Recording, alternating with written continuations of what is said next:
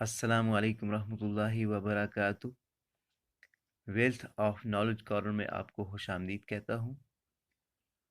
नाज़रीन, आज की इस वीडियो में आपको नाउन के बारे में बताया जाएगा। मज़ीद आगे बढ़ने से पहले अगर आप मेरे चैनल पर नए हैं तो मेरे चैनल को सब्सक्राइब करना ना भूलिएगा, लाइक और शेयर भी कर दीजिएगा ताकि ज़्यादा से ज़्यादा लोगों के इल्म में इजाफ़ा हो सके। तो बगैर कोई टाइम वेस्ट किए चलते हैं आज के टॉपिक की तरफ। Noun noun is a naming word. Noun is the name of person, place, and thing.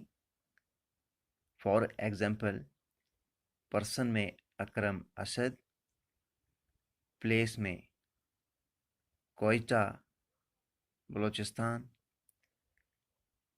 और think में चेयर ट्री एट्सेट्रा। तो उम्मीद है कि आपको आज की वीडियो पसंद आई होगी। अगर वीडियो पसंद आई है तो कमेंट सेक्शन में अपनी कीमती आरा से भी हमें मुतला कीजिएगा। मिलते हैं एक और वीडियो के साथ। जब तक के लिए मुझे दीजिए इजाज़त। अल्लाह हाफिज़।